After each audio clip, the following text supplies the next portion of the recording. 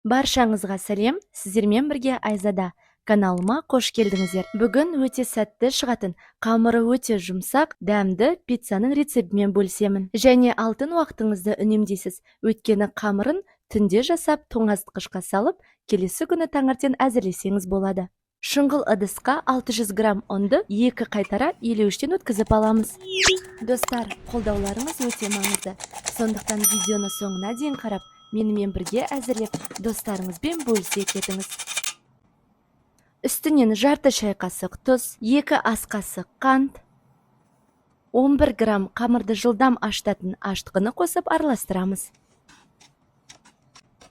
Келесі шамамен 37 градустағы жарты литр сүтті қосамыз.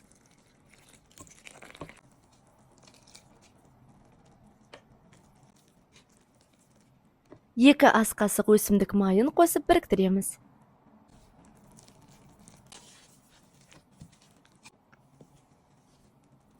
Тағы 50 грамм ұнды қосып араластыруымыз қажет. Қалған 1 ас қасық өсімдік майын құямыз.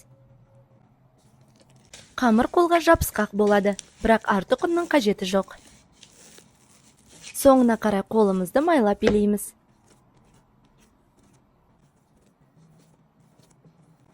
Бірде 2 бөлікке бөліп, целлофан пакетке салып, тоңазытқышқа кем дегенде 3 сағатқа немесе 1 түнге жібереміз.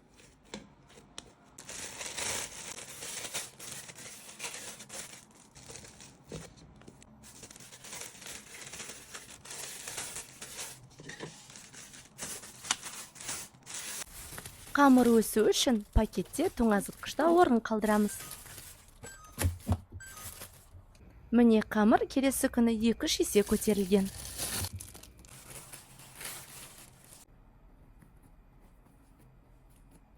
Бір пакеттің ішіндегі қамырды 2 бірдей бөлікке бөлеміз. Сонда бізде барлығы 4 пицца шығу қажет. Немесе қалған қамырдан бәліштер, яғни пирожки жасауыңызға болады осы қамырдан.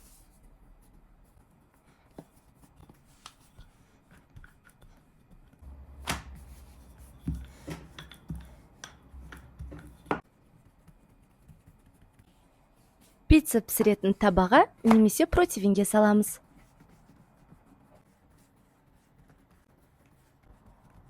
Үстіне салмасын өз қалауыңыз бойынша жасай беріңіз. Қызанақты езіп немесе арнайы соустарды қолдансаңыз болады. Мен кәдімгі кетчупты қолдандым.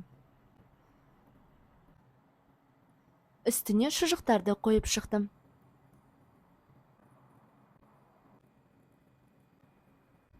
Және 2 түрлі ірімшік таңдап, біркелкі етіп жайып шықтым.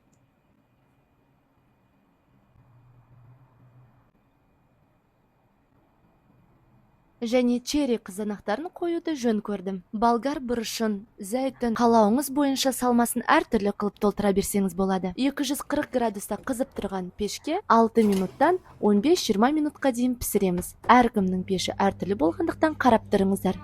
Міне біздің расымен дәмі өте дәмді пиццамыз дайын болды. Міндетті түрде әзірлеп, каналға тіркеліп, лайк басып, достарыңызбен бөлісуді ұмытып кетпеңіздер. Аман сау болыңыздар.